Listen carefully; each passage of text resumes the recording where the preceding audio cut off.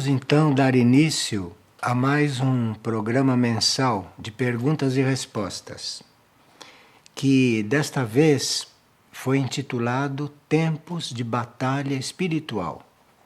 E assim as pessoas adaptaram as suas perguntas dentro desse tema na medida do possível. O que nós chamamos de tempo de batalha espiritual, como esse que estamos vivendo agora, é um momento quando o universo deixa tudo completamente permitido. Então, as forças negativas ficam soltas e as forças positivas, as forças espirituais, também têm uma suprema liberdade para agir. Então, nesses tempos de batalha espiritual, nós estamos numa situação de fazer escolhas bem nitidamente na nossa vida. Atravessamos um ciclo na nossa vida que nitidamente temos que escolher um lado ou outro. Acontece que a vida da humanidade não distingue muito o lado negativo das coisas do lado positivo.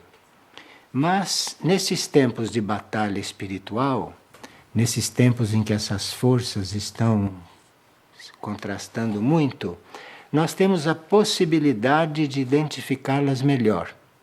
Porque os ataques do mal são tão nítidos, é tão claro que eles estão para o mal, que nós acabamos percebendo, acabamos desconfiando.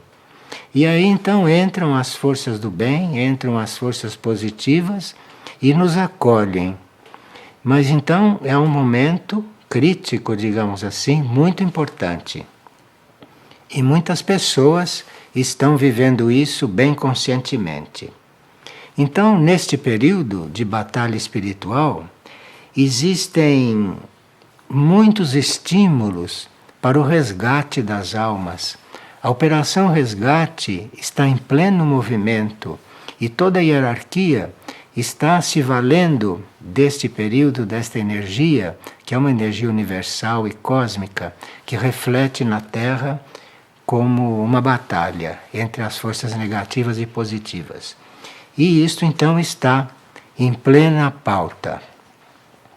E a pergunta que nós recebemos, uma pergunta que nós recebemos, que colocamos aqui como abertura deste trabalho, é a seguinte: a pessoa gostaria de saber se, quando nós já estamos nos relacionando com a alma, se não existe mais sofrimento. É uma boa pergunta, não? Porque o sofrimento é algo que tem valor segundo a nossa consciência. Há pessoas que sofrem porque estão se purificando. Então, todo o trabalho de purificação, as provas nesse campo, são provas que levam as pessoas ao sofrimento. Mas existe um outro tipo de sofrimento que não é esse porque nós estamos sendo provados, não é um sofrimento que se passa conosco. Existe um outro tipo de sofrimento, que é aquele sofrimento por ver o quanto a humanidade está despreparada, o quanto a humanidade está fora de caminho. Isto é um outro tipo de sofrimento, não é o mesmo. Então, o sofrimento tem um sentido para cada um. Eu posso estar sofrendo porque estou com um problema meu, né? Porque estou com um conflito em mim para ser resolvido, não é? Ou tenho que entrar num processo de purificação mais definido. Então esse processo vem acompanhado de sofrimento. Ou eu posso estar sofrendo porque vejo a humanidade muito desencontrada. Então não é um sofrimento meu. Eu sofro aquilo que está acontecendo com a humanidade, compreende? E isso é, por exemplo, o sofrimento que os seres, as almas evoluídas sentem. Uma alma evoluída não tem um sofrimento próprio, mas uma alma evoluída também sofre, não por ela ou por que acontece com ela. Uma alma evoluída sofre porque vê o que se passa na humanidade, compreende? Então são diferentes tipos de sofrimento. Então, se nós já estamos em contato com a nossa alma, o nosso sofrimento pode ser de um outro tipo que nós nunca experimentamos. A minha alma pode estar sofrendo, por exemplo, porque vê o que está acontecendo no Oriente Médio com as almas daquela região. E eu então recebo isso, mas não posso dizer que estou sofrendo por mim, compreende? Estou sofrendo por mim. Então, o fato de você se comunicar com sua alma não exclui o sofrimento, muda o que você entende por sofrimento e muda a razão desse sofrimento. O seu sofrimento pessoal vai te purificando, vai te transformando. Agora, o sofrimento que você sente pelo que possa estar acontecendo com as almas lá no Oriente Médio, isso é um sofrimento que faz a sua alma amadurecer mais, faz a sua alma ver o que pode acontecer com uma alma semelhante a ela. Então a sua alma cresce, a sua alma evolui. E principalmente se a sua alma entra em um trabalho lá no plano dela de ajudar aquelas outras almas. Isto então faz a gente crescer em consciência. E outra pessoa pergunta: até que ponto a nossa alma é conivente e participa com determinadas ações do nosso ego? Até que ponto a alma tem a ver com isso? Isto depende da evolução da alma. Quando uma alma evolui e ela consegue dar uma ajuda ao ego humano, quando uma alma evolui e ajuda que o ser humano se alinhe, que o ser humano se reorganize, não? Então, ela está sendo muito participante, inclusive nas ações humanas, né, daquele ser. Agora, em geral, a alma tem uma visão mais espiritual, não, do que as coisas do ego humano gostariam de tratar. A alma tem uma visão mais espiritual, mas a alma pode, em certos momentos, não influir muito, porque o ego humano, a pessoa humana, tem que passar pela experiência dela. A alma que vem na Terra fazer uma experiência espiritual, vem fazer um serviço espiritual, pode estar encarnada em um ego humano que ainda não despertou para isso. Então ela não pode ser conivente com as ações daquela pessoa, daquele ego. Ela tem que ver a forma de amenizar aquilo, tem que ver uma forma de guiar aquilo, porque pode haver sim uma diferença entre a intenção da alma e a pouca informação espiritual que o ego humano tem de todas essas coisas. Mas neste caso, é um processo da alma procurar alinhar aquele ser, procurar influir ali da forma melhor possível. Mas sempre o livre-arbítrio é da mente, hein? O livre-arbítrio não é da alma, o livre-arbítrio é da mente. Então a alma tem que respeitar o livre-arbítrio da mente. E realmente pode só interferir assim um pouco drasticamente em um caso de grande comprometimento, né, para o ego humano. Então, se a alma percebe que vai haver um grande desastre naquela encarnação, que o ego humano vai produzir uma coisa muito grave para a vida evolutiva do ser, então aí a alma pode sim intervir com mais diretamente e com mais, digamos, mais decisão. Mas isso, como se viu, depende da evolução da alma e depende também do estado em que se encontra o ser humano. E uma pessoa gostaria de entender o que acontece em um aborto espontâneo. Quando a mulher não queria abortar, mas existe um aborto espontâneo, porque ela sofreu um aborto espontâneo com 3 semanas de gravidez. E ela ficou muito traumatizada por isso, porque ela estava se cuidando muito bem, ela não tinha responsabilidade nenhuma naquele tipo de coisa que estava acontecendo. Então ela gostaria de saber o que pode ter acontecido, como acontece um aborto espontâneo desta forma, como no caso dela. Veja, existem casos em que se organiza uma encarnação e a alma que deve encarnar naquele momento, deve encarnar naquela oportunidade, esta alma, a uma certa altura, resolve não encarnar. Já estava tudo preparado, já estava tudo organizado, os contatos estavam todos feitos, mas algo aconteceu com aquela alma que ela resolve não encarnar. Então pode haver um aborto, mesmo depois do feto já estar sendo desenvolvido. É a alma que volta, a alma não quer continuar encarnando. Geralmente, esses abortos espontâneos são almas que não conhecemos o processo das almas, né, quando estão lá do outro lado. E elas podem observar certas coisas e resolverem não encarnar. Ou resolverem organizar um outro tipo de encarnação. E ela mesma resolve voltar. Isso chama-se um aborto espontâneo.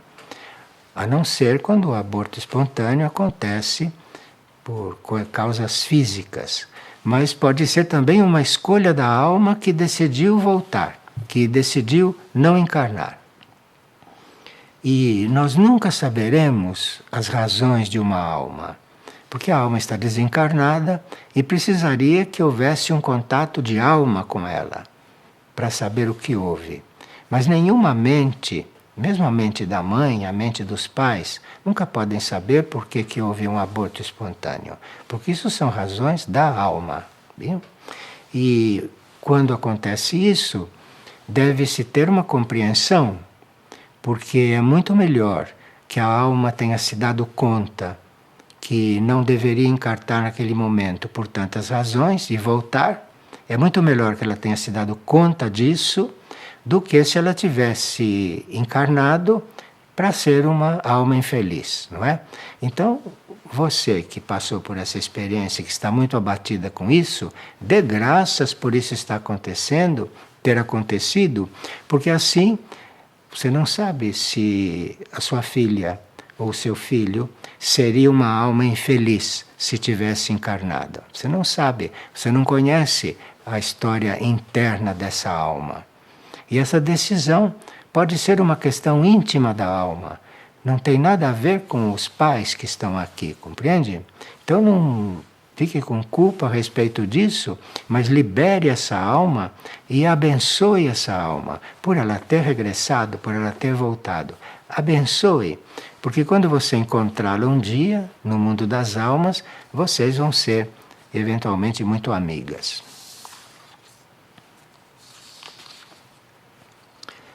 Uma pessoa diz que está muito aflita porque está bloqueado profissionalmente, está um pouco bloqueado também nas suas produções financeiras, né? Está com muito males de estômago, de intestinos, não é? Está com muita intolerância alimentar e se sente muito estacionado, como se não estivesse evoluindo. E esse ser é terapeuta. E ele tem então meditado sobre isso, né? E tem pedido muita luz sobre isso, mas gostaria de ter uma ajuda.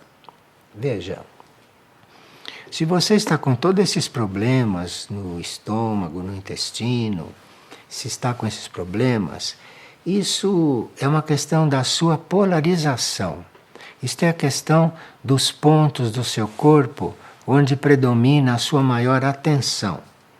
Então, Se você começa a mudar a sua polarização, isto é, se você deixa de dar tanta atenção para toda esta parte abdominal, não é? Para esta parte digestiva, se você trata bem toda essa parte, todo esse setor, mas se você não está com a sua consciência concentrada aí, da cintura para baixo, então se você não está com a sua consciência concentrada aí, você vai subindo com a sua consciência do abdômen para a região cardíaca. Então me parece que para regularizar toda esta parte que você está dizendo, você deve subir com a sua consciência para esta área cardíaca. A área cardíaca é uma área menos material. Então a sua consciência vai estar mais polarizada em coisas que não são muito materiais, né? Aqui na área cardíaca, nós começamos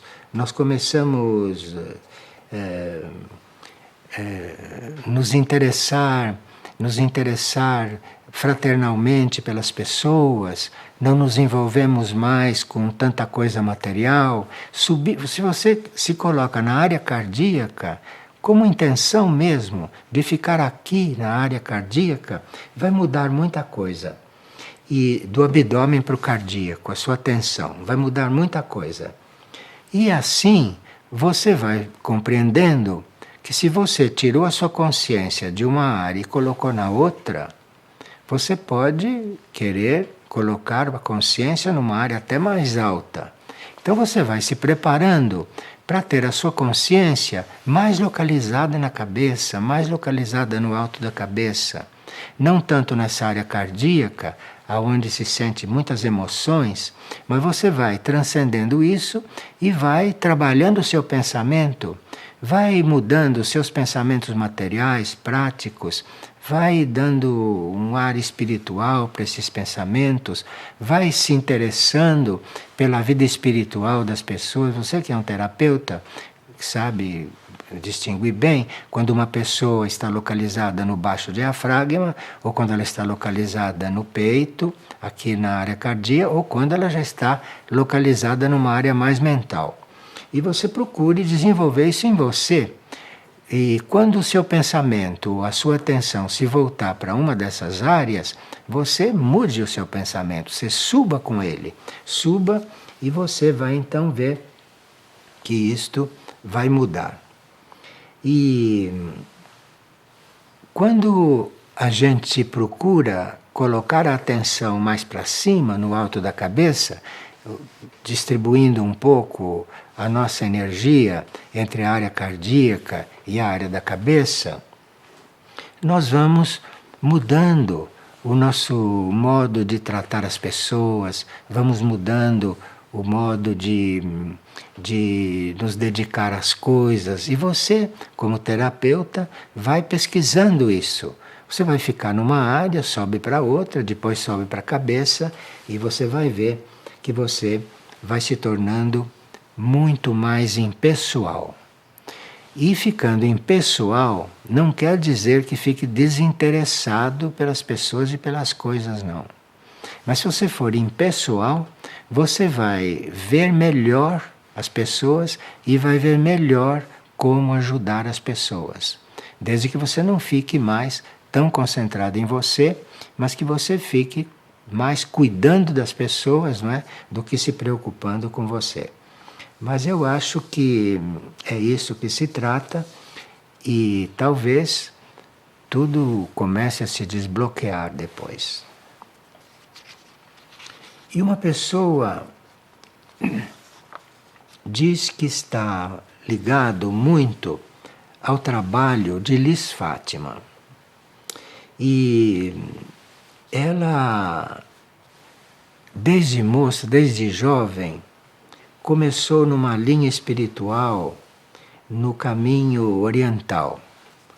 E ela militou bastante no trabalho de Yogananda, que é um trabalho muito positivo, como vocês sabem. Militou bastante nesse trabalho de Yogananda. E lá ela se habituou com o que ela chama de meditação silenciosa. O trabalho de Yogananda se baseia nisso. E depois que ela conheceu este trabalho, não? Esse trabalho no qual nós estamos, ela se interessou muito pelas aparições de Maria, etc., e viu que nesse trabalho se propõe mais a oração operativa. E ela está vendo dificuldade de passar da meditação silenciosa, na qual ela foi criada, para a oração operativa. Isso são formas de orar. Há muitas formas de orar, há muitas formas de se colocar a pessoa em sintonia com seu mundo interno. E tanto a meditação silenciosa como a oração operativa vão chegar no mesmo ponto. Acontece que há aqueles temperamentos que preferem a meditação silenciosa. E como Yogananda lançou esse trabalho com base na meditação silenciosa, quem é silencioso e quem quer entrar por esse caminho procurou o trabalho dele. Acontece que nós estamos lidando com um grupo muito planetário, e, portanto, um grupo heterogêneo e, portanto, um grupo que necessita de um trabalho quase físico quando ora, não? Diferente da meditação silenciosa. Precisa de um trabalho quase físico quando ora, precisa de cânticos, precisa de mantras. E isto é uma forma de oração, isto é uma forma de se estar na vida espiritual, tão boa quanto a outra, não? Agora, se você já está habituado com meditação silenciosa e você, quando participa dos grupos aqui, encontra essa oração operativa, encontra esse trabalho operativo, você procure se adaptar a isso e não precisa abandonar a sua meditação silenciosa por causa disso. Você vai ficar muito mais enriquecido, vai ficar muito mais flexível, não é? Se fizer os dois trabalhos.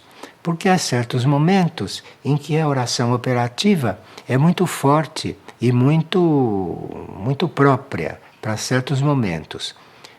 Principalmente para momentos em que se tem que fazer exorcismos, não?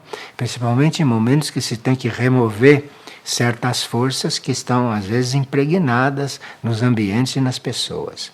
E você vai enriquecer as suas possibilidades com isso. E agora você diz o seguinte, que o grupo de meditação silenciosa que ele frequenta, que aquele grupo não está consciente como este grupo da oração operativa está, aquele grupo não está tão consciente da situação planetária e que ele fica ali muito indeciso se fala nisso naquele grupo, se introduz essas questões naquele grupo, ou se fica só cuidando disto uma parte do seu tempo e uma parte dos seus trabalhos. Olhe, você parte do princípio que energia não se desperdiça. É um erro madornal você desperdiçar energias. De forma que se as pessoas estão bem na meditação silenciosa, você só vai conversar, introduzir coisas de oração operativa se elas estiverem interessadas e se estiverem querendo desdobrar a sua atividade. Mas não querer introduzir isto lá dentro, porque não vão usar e você vai desperdiçar energia. Você cuide da meditação silenciosa, cuida da oração operativa, uma coisa não impede a outra, e você faça a sua síntese. Faça a sua síntese e renuncie a esse seu ímpeto de estar levando as coisas de um grupo para o outro. Você fique tranquilo nos dois grupos e não desperdice a sua energia, porque cada um encontra o seu caminho naquela forma que ele necessita, que ele precisa. E não são todas as pessoas que têm possibilidade de fazer essa síntese, porque as personalidades encontram muita diferença entre meditação silenciosa e oração operativa. E se alguém consegue fazer essa síntese e fazer as duas coisas quando se trata de servir aos grupos, isto é muito importante. Então não se preocupe com isso e não se preocupe por estar fazendo as duas coisas. Você não está traindo ninguém. Você não fale de um grupo dentro do outro. Você fique fazendo as duas coisas por sua conta e cresça em consciência. E depois sua alma vai lhe dizer que passos você vai dar. Bom, e esta pessoa, uma outra pessoa, diz que diante do que acontece no meio ambiente, principalmente do que aconteceu aqui em Minas Gerais com o Rio Doce e tudo isso, ela ficou muito abalada com isso e percebe que existe um descaso da humanidade por tudo isso, pela natureza, e que ela se sente muito afetada quando ela percebe o desmatamento, quando ela percebe a destruição que a humanidade faz sobre este planeta, não é? E ela pergunta como pode ajudar, né? E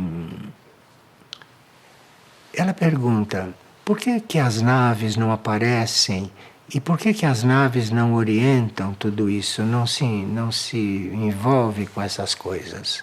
As naves dos nossos irmãos extraterrestres, que ajudam muito a Terra, não como se sabe. Veja, as naves ajudam permanentemente o nosso planeta. Mas numa hora que as naves começarem a emitir doutrinas, vão ser todos contra elas, sabe? Então as naves vão continuar trabalhando em silêncio, como trabalham. As naves vão fazer o que elas puderem para manter a situação da Terra mais ou menos equilibrada. Você sabe que há naves submarinas que cuidam de limpar o Oceano Pacífico, que já estaria morto se não houvesse quem tirasse aquele lixo todo de lá, porque o Oceano Pacífico virou uma lata de lixo dos continentes e as naves estão tratando de tudo isso. Mas como ninguém está vendo, ninguém sabe, os governos não estão participando disso, então as naves continuam trabalhando como sempre, mas estão trabalhando em silêncio. Trabalhando em silêncio para não despertar aqui na Terra animosidade. Eu estou falando isso num programa em que muita gente está ouvindo, porque não é proibido falar isso. Nós temos muitos livros que explicam o que as naves fazem aqui. De forma que uma nave não pode chegar aqui e ficar pregando uma doutrina, não é? As naves têm que ajudar que o planeta não seja destruído no âmbito que elas puderem. E um dia nós despertaremos para tudo isso. E um dia nós despertaremos para a existência de nossos irmãos extraterrestres, que sabem mais coisas do que nós, não diga-se de passagem. Então aqui você não espere que as naves influam nesse sentido, a não ser para fazer esse trabalho silencioso de manutenção. E depois, se você quiser ter algum contato com elas e tudo, não é quando você quer que elas contatam. As naves nos contatam quando veem que devem nos contatar, porque nós podemos nos tornar eventualmente um instrumento de serviço, não um instrumento de serviço deles, um instrumento de serviço para o planeta. Então pode sim haver alguma orientação. E por que temos que orar pelo passado? Pergunta uma pessoa. E por situações passadas? Se nós devemos estar concentrados é no momento presente. E por que temos que alimentar o sofrimento passado nas nossas orações sobre a paixão de Cristo? Por que nós temos que ficar focalizando todo esse sofrimento? Bem, se você não se sente bem orando desta forma, se você não se sente bem orando, cuidando do que se passou com você, você ore simplesmente oferecendo essa oração para aquilo que for mais necessário. Não diga que você está orando paixão de Cristo, ou que está orando para dissolver o passado. Você não precisa orar por alguma coisa. Você pode orar por orar. Você pode orar porque a oração é útil. Então você ore, porque aí você se organiza, você fica mais organizada, a sua oração vai servir, que oração serve muito, não? E você ore por orar. E deixe que o universo use a sua oração para aquilo que for mais necessário. Agora, não faça isso deixando a oração solta, não? Você ora sem ter o seu motivo próprio para orar, mas diga que ora porque está orando e ofereça essa oração ao universo. Ao universo. Não a seres aí que não são do bem e que podem usar orações para fazerem os trabalhos deles. Mas você ore por orar e ofereça isso a Deus, ofereça isso ao universo. Diga, olha, estou orando para ofertar minha oração. E aí você vai sentir muita paz, como todas as pessoas sentem paz quando não oram egoístamente, quando não oram para si. Oram para oferecer esta oração. E esta oração vai trabalhar com muita liberdade. E aqui nós recebemos alguns relatos de pessoas que estão sendo preparadas em sonhos. Preparadas em sonhos por situações que se aproximam. E elas estão sendo preparadas em sonhos. E ela gostaria de saber por que está acontecendo isso? Porque um dos sonhos mais típicos que ela teve foi que alguns aviões estavam bombardeando uma cidade perto da cidade dela. E esses aviões estavam bombardeando e ela realmente não sabia por que estava acontecendo aquilo? Porque estavam todos muito aflitos com aquele bombardeio, mas ela estava vendo aquilo com naturalidade. Então, aí que estava o seu preparatório. Você estava sendo em sonhos preparada por algo que pode se aproximar e acontecer de repente, algo que tumultue um pouco a vida social, ou esta vida. E como seus sonhos a preparam sempre para isso, você aceite esse treinamento, agradeça esse treinamento, vá anotando os seus sonhos e vai vendo para o que você está sendo preparada. Os sonhos podem nos preparar para coisas que vão acontecer e que vão acontecer conosco, para que a gente naquela circunstância possa ajudar em alguma coisa. E a gente não fica assustado nem alarmado, porque já foi preparado em sonhos. Já sabe que experimentou certas coisas em sonhos. Então você agradeça pelos sonhos que está tendo, dessas experiências, não é? Porque ela termina com bastante entusiasmo, não? E dizendo que ela gostaria muito de trabalhar pela paz na Terra. Então, você fique sendo preparada nesses sonhos, porque quando as coisas começarem a acontecer, você encontrará o seu lugar para ajudar, para colaborar com tudo. E terá sido preparada psicologicamente através dos sonhos. E outra pessoa que passou por uma experiência que estava em um hotel num lugar do Oriente.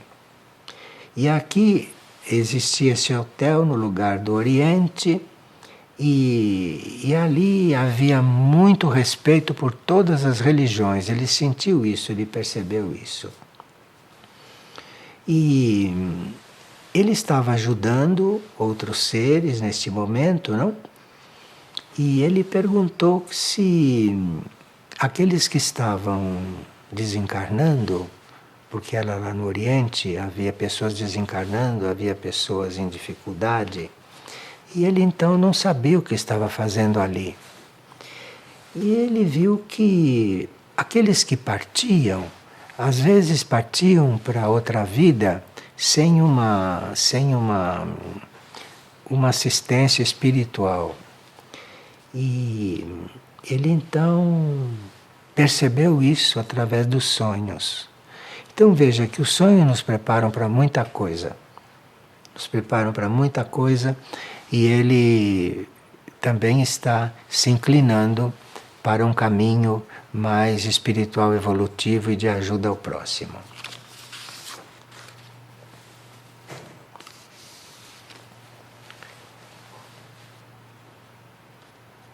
E outra pessoa também estava numa situação de guerra.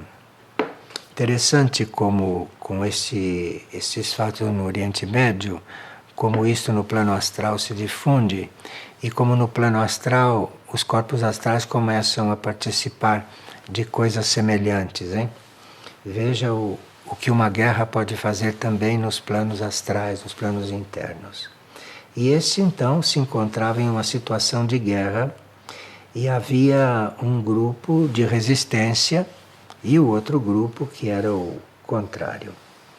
E começou a haver então muitos bombardeios, não? E ele encontrou lá no plano astral seres que ele conhece aqui e que estavam lá também. E uma delas estava lá trabalhando. Então veja como o nosso mundo de sonhos é importante que se revele. Porque muitas vezes nós tomamos consciência de algo que estamos fazendo, que estamos vivendo durante o sono, durante o sonho. E aqui uma pessoa disse que nós afirmamos que havia 3 religiões que eram básicas, mas ele está dizendo que existe muito mais do que essas 3, não é? Que existe o cristianismo ortodoxo, que existe a religião hebraica, que existem os adeptos de Krishna, de Shiva, e existem muitas coisas ligadas ao yoga e que nós não citamos isso. Veja, e ele ficou um pouco desconcertado. Nós citamos 3 religiões, 3 movimentos religiosos, que são básicos dentro da evolução. Não é que não exista outros, são básicos. Mas são movimentos nos quais algo começou, foi se desenvolvendo até chegar em Jesus. Esses movimentos religiosos anteriores não são coisas estranhas ao que se passou com Jesus e ao que se passa agora. Não são estranhas essas coisas. Essas coisas estão encatenadas. E essas coisas aparecem nos momentos em que a humanidade precisa daquilo, em certos lugares, em certas nações, em certas épocas, mas tudo é a mesma coisa, tudo é o mesmo fio. E aparecem com nomes diferentes, com tendências diferentes, com disciplinas diferentes, para servir a todos os povos. Mas o espírito religioso é único. A fonte das religiões é uma só, que se apresenta como hinduísmo, como hebraísmo, como todas essas coisas, não é? Que existem, que são formas. Mas é importante que a gente fique na essência, que a gente fique na fonte de tudo isso. E é isso que se quis dizer.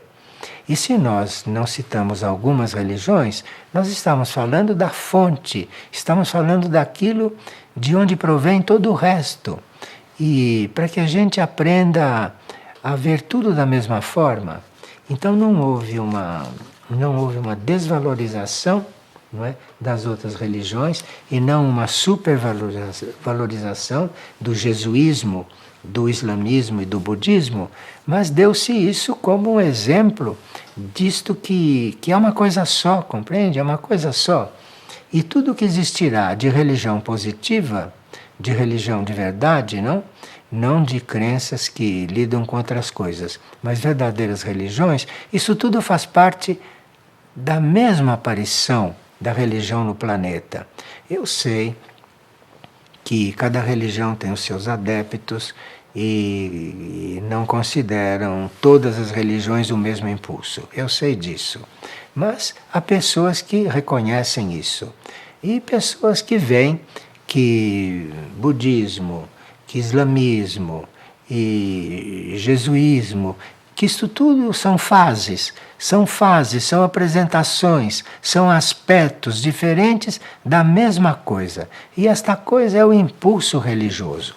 Isso é o que se quis dizer e eu espero que tenha agora sido mais claro. E uma pessoa, quando começa a se concentrar, começa a ver imagens de rostos de pessoas. E ela está orando e começa a ver essas imagens, esses rostos, em seguida, um depois do outro, quando está recolhida em oração. O que isso quer dizer? Então, acho que sua alma está participando da sua oração. E sua alma está atraindo aqueles que devem ser ajudados pela sua oração. E por uma questão fenomênica, porque isso é um fenômeno que está acontecendo com você, está acontecendo este fenômeno que você vê na sua tela mental rostos de pessoas que estarão recebendo as suas orações. Pessoas que você nem conhece. Isso é sua alma que está organizando. Para que você veja que a sua oração está sendo útil. Porque durante a oração, durante a prece, ela vê aqueles rostos se sucederem. Então a alma está mostrando todas aquelas outras almas, todas aquelas outras pessoas que estão usufruindo da oração dela. Então isso é muito importante. Está te mostrando que você não precisa dar uma finalidade à sua, não precisa dirigir a sua oração para uma determinada coisa. Você continua orando simplesmente e se a sua alma continuar te mostrando quem está sendo beneficiado com esses rostos, você envie amor para todos eles, não? Mas não se impressione com isso e não fique muito coligada a esse fenômeno, porque isso é um fenômeno que está acontecendo. Mas é bom para você ter a confirmação de que a sua oração está valendo e que sua alma está trazendo aqueles que necessitam diante de você, para que você os veja. E continue seriamente com isso, porque assim a sua oração vai tendo outros desenvolvimentos. E uma pessoa está perguntando que numa partilha se falou de seres confederados e seres não confederados. Qual é a diferença entre uns e outros? Então, nós falamos que existem no cosmos infinitas civilizações, não é? Não existe só essa civilização terrestre.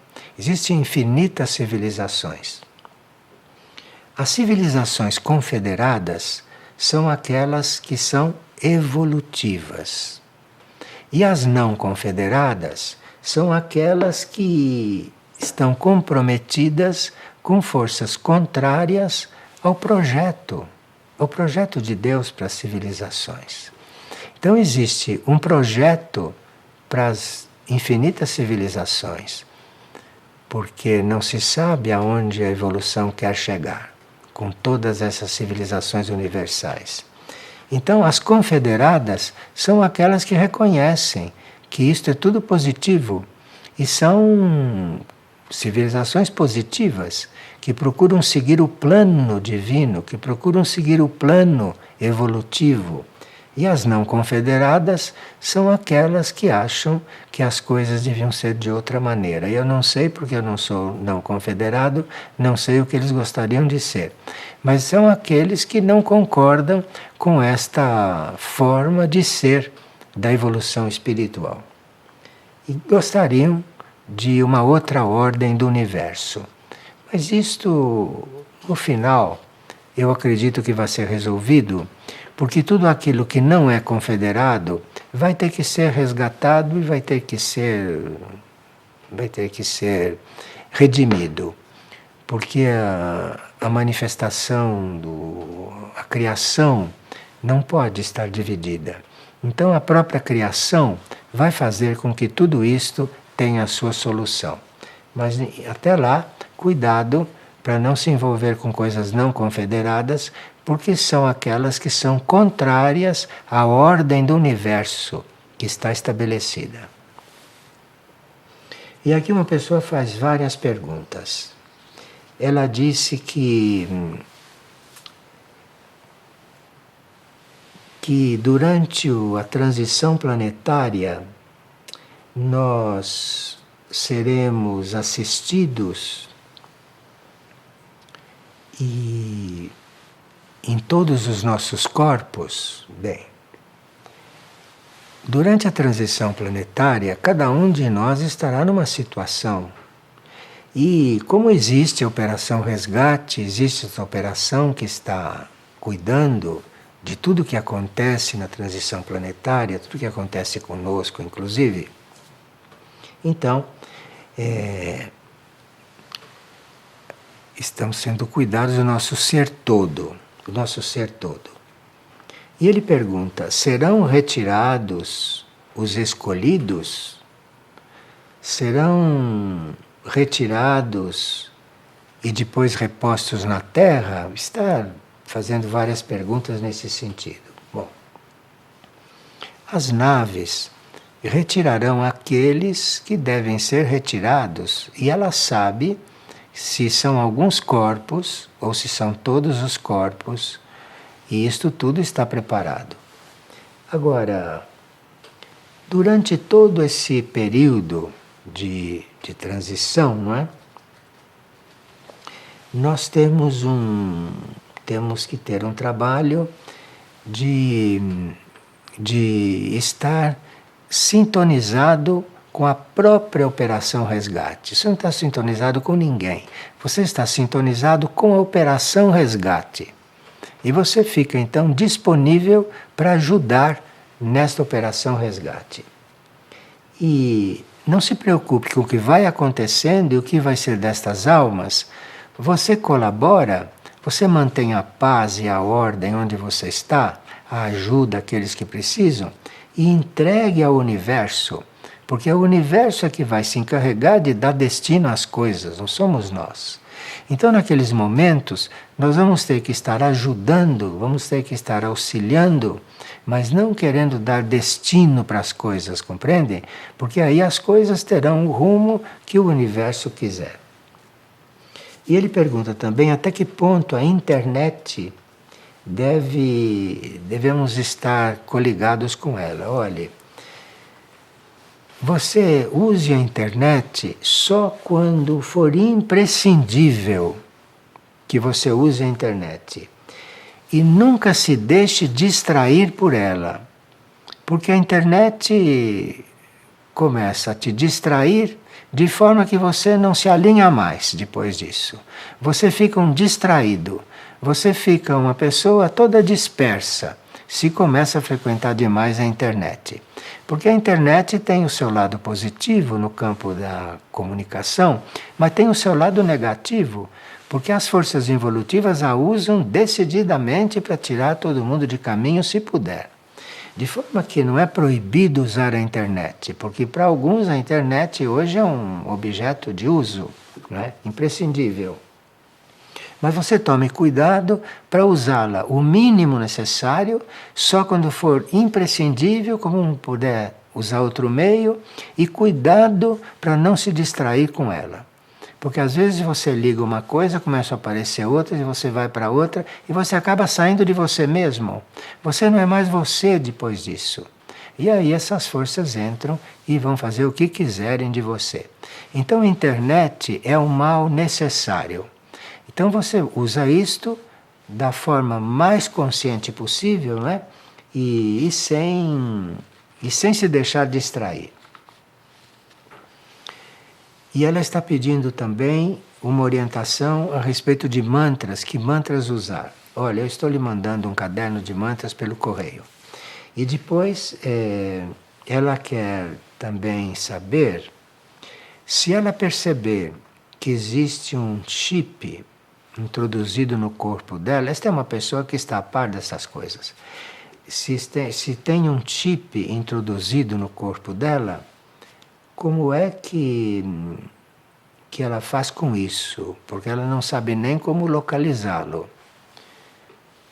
Um chip são corpos estranhos que as forças do mal podem colocar num corpo e a partir daquele corpo estranho ali dentro ela começa a irradiar muitas coisas e que se espalham pelo nosso ser. Bom, esqueçam isso e vamos responder só para esta pessoa. E claro que se você sente que está com um chip no corpo, você peça ajuda às hierarquias espirituais. Você não procure ninguém para tirar este chip, porque precisa ser gente de muita confiança. E gente que saiba lidar com isso. Gente que seja clarividente. Então, se começar a surgir pessoas na terapêutica que começam a extrair chips, você não compareça nisso. Não se envolva nisso. Se você está sentindo algo diferente no seu corpo, você peça luz, peça ajuda para a hierarquia espiritual do planeta, que eles podem desativar isto na hora que você pedir. Se você estiver pedindo, realmente com bastante intenção de se liberar. E saiba que não procure ninguém para retirar chip, se é que você está percebendo que tem. Você chame a hierarquia espiritual nas suas orações, entregue a hierarquia espiritual, entregue aos colaboradores divinos que você conhece, não? Jesus, Maria, São José, Antoine, que você chame um colaborador divino e peça que ele cuide dos seus chips. E virão as hierarquias que cuidam disso em um instante. É possível que nesse momento até já tenham tirado os seus chips. Mas não se envolva com coisas científicas nesse sentido aqui na Terra. Bom, uma pessoa pergunta o que é o mistério da Divina Trindade. O que nós chamamos de mistério da Divina Trindade não é mistério nenhum para quem compreende a Divina Trindade. É mistério só para quem não compreende. Então diz que é um mistério. E para a maioria é mesmo um grande mistério. Mas é um mistério que é mistério para nós, porque nós ainda não sabemos o que é. Mas não existe nenhum segredo fechado no cosmos, sabe? Se nós sabemos que existe a Santíssima Trindade e que para nós é um mistério, eu espero que daqui a pouco não seja mais, não é? Porque essa Santíssima Trindade está representando, não, o lado positivo da criação através do que se chama de pai, não? Depois aquilo que se chama de mãe é o lado feminino da criação, não é? E o filho que veio dos dois, do pai e da mãe, este filho deve ser um andrógeno, não? Então, por isso que a gente diz que a Trindade é o Pai, a Mãe e o Filho Jesus, porque Jesus representa o Filho andrógeno, que não é mais masculino nem feminino, é o símbolo de uma coisa muito elevada, uma coisa muito evoluída, não é? E que tudo junto forma uma unidade. E ele quer saber se a palavra Mirnahe nos aproxima deste mistério.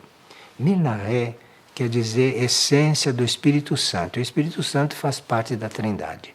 Então, Mirnahe, que está escrito em torno da cabeça de Maria, isso quer dizer que ali está a essência do Espírito Santo. Ali está a essência de uma parte da Trindade. Mas isso tudo são coisas para você colocar no seu coração e não ficar elucubrando com sua mente. Porque a mente faz desastres com essas coisas. Eu estou respondendo porque há muitas pessoas que estão para se coligar com a Santíssima Trindade e que têm preconceito contra isso. Porque não sabem o que é. Porque é considerado um mistério. Mas não tem mistério nenhum. É mistério porque não sabemos o que é. Mistério para nós. Mas não tem nada de mistério, porque tudo no cosmos é muito claro e muito aberto. Nós é que temos que chegar a compreender isto. Então, Santíssima Trindade é aquele Pai que representa a criação, não? No seu aspecto masculino, a mãe é aquela que representa o seu aspecto feminino da criação, e o filho que é o andrógeno, não é? Que é o resultado de tudo isso, que é a evolução trina de tudo isso. Mas não se preocupe com isso e continue orando para a Trindade, que é o que é mais importante. E aqui, uma pessoa está querendo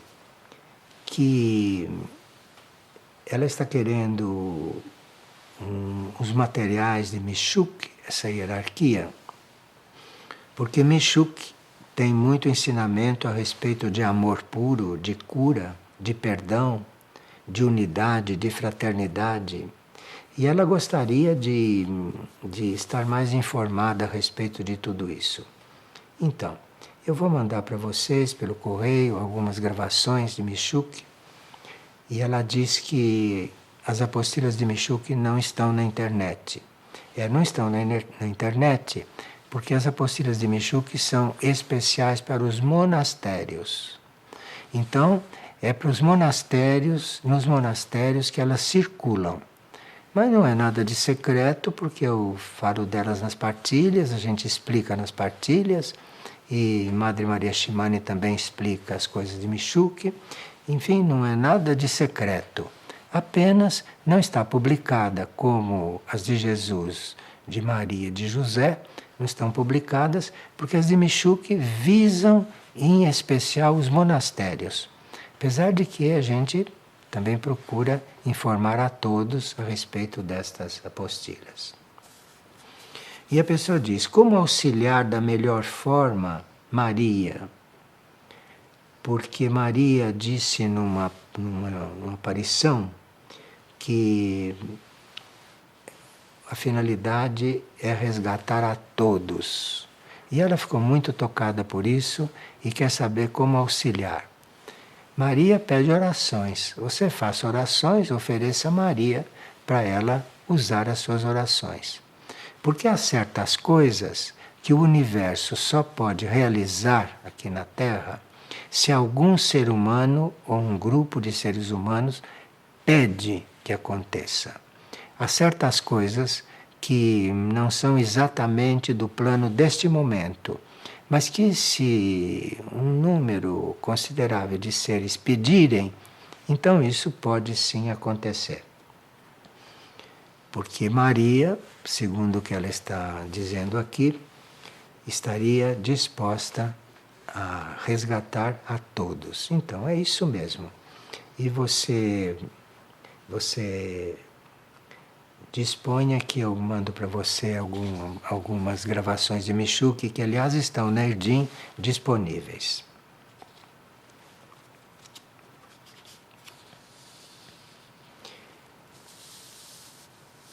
E uma pessoa dos Estados Unidos está dizendo que acabou de ler um artigo que Maria tem muita influência sobre muitas almas nos Estados Unidos e que ele acha que as nossas orações podem alimentar muito essas energias e facilitar que esse amor por Maria vá se difundindo. Então, é isso mesmo. Você ore, ofereça essas orações para o trabalho universal de Maria e não se preocupe com o que acontecer. Não queira conduzir essas orações. Você ore e ofereça isso e deixe a hierarquia usar naquilo que precisar. Porque os Estados Unidos necessitarão muito de um contato melhor, de um contato mais consciente com o trabalho de Maria. Vão necessitar muito, porque Maria visa, entre outras coisas, visa libertar muitas almas que estão presas no plano astral por causa do ódio que desenvolveram na época da escravatura. De forma que há uma quantidade de almas que estão presas no astral. E Maria está fazendo um trabalho de libertação, inclusive destas almas. Portanto, ore sim pelo trabalho dela aí, que vai ser bem empregado. Vão auxiliar que muitas almas de antigos escravos sejam libertas da situação em que foram colocados. E isso vai ser muito bom para a nação americana, sem dúvida nenhuma. E aqui uma pessoa estava orando e viu que algo se aproximava dela e tentou impedir que ela orasse, e influindo com certas coisas mentais. E ela gostaria de saber como fazer isto, porque ela sabe que a gente não deve lutar com forças negativas. Se não se pode lutar com forças negativas, o que é que se faz? Então, como essas coisas se apresentam para você em forma de visão ou de sonhos, não? Você faça o sinal da cruz sobre o que aparecer na sua frente. Porque o sinal da cruz dissolve qualquer coisa. Então você, na fé, você faça o sinal da cruz diante do que está na sua frente, você faça o sinal da cruz mentalmente quando escutar alguma voz, você use o sinal da cruz, porque o que aparecer poderá ser dissolvido por isso. Se você fizer isto com fé, não é?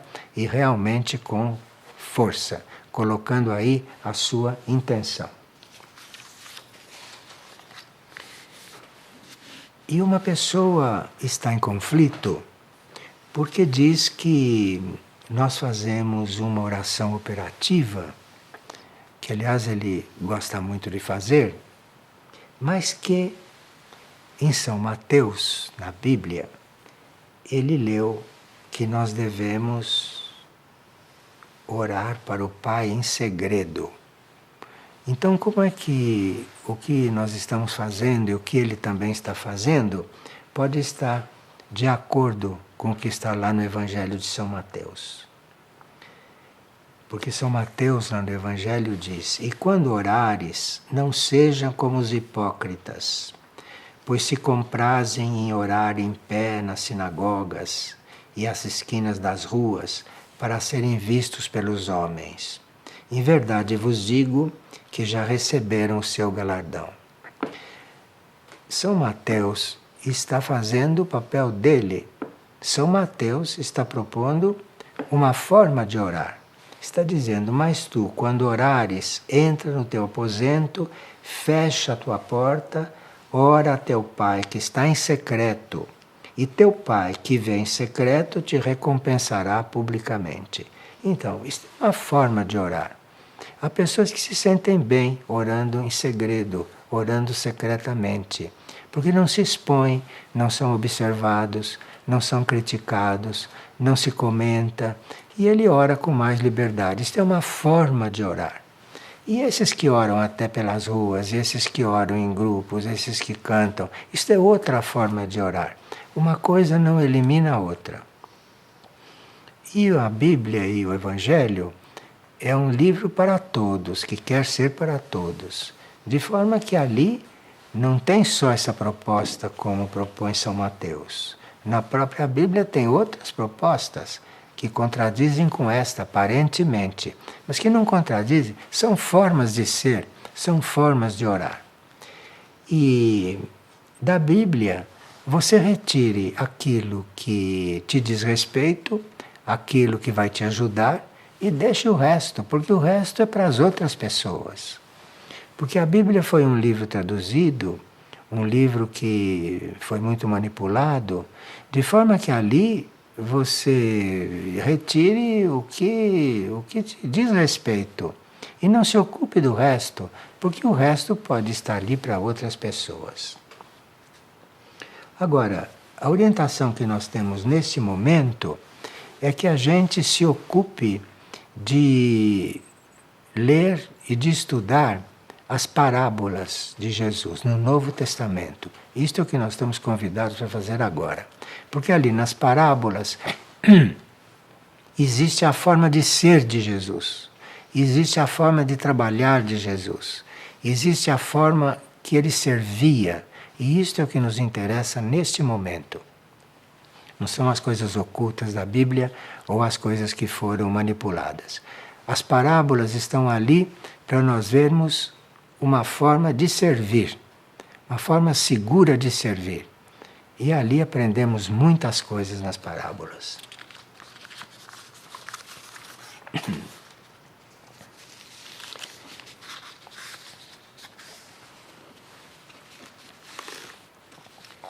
Outras perguntas nós estamos respondendo por correio, que são perguntas mais pessoais e que eventualmente não iriam interessar tanto a um público maior.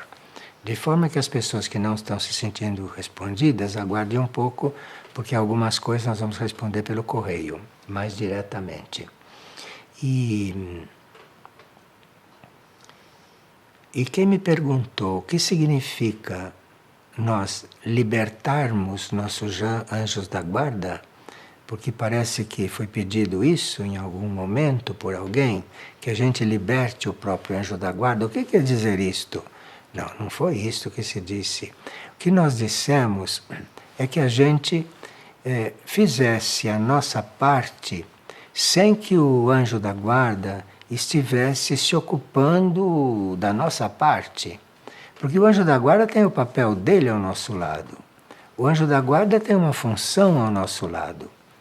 E se ele começa a cuidar de coisas que nós deveríamos fazer, que nós deveríamos assumir, alguma coisa do trabalho dele vai ficar prejudicado. O anjo da guarda, este representante do reino angélico que nos acompanha sempre, hein? Ele está ali para fazer o que o reino angélico pode fazer em benefício da nossa evolução. E se nós começamos a ocupar o anjo da guarda com coisas concretas, com coisas vivenciais, com coisas que nós deveríamos resolver, isso está deixando ele preso a certas coisas que ele podia estar sendo liberado, para poder fazer coisas que nós nem imaginamos, que nós nem temos noção do que é, e que só ele pode fazer. É nesse sentido que se diz que nós teríamos que liberar o nosso anjo da guarda. Liberar o nosso anjo da guarda para aquilo que só ele pode fazer. E não está pedindo para o anjo da guarda aquilo que cabe a nós fazer, como nos resguardar de certas coisas, não é? No cuidarmos da nossa segurança. Isso tudo cabe a nós. E deixa o anjo da guarda para aquilo que nós não podemos fazer e que ele sabe o que é. Então, muito obrigado e publicaremos proximamente o dia da nossa próxima partilha, não? De mensal, que será em alguma segunda-feira de janeiro. Anunciaremos pela internet dentro de poucos dias. Muito obrigado pela atenção.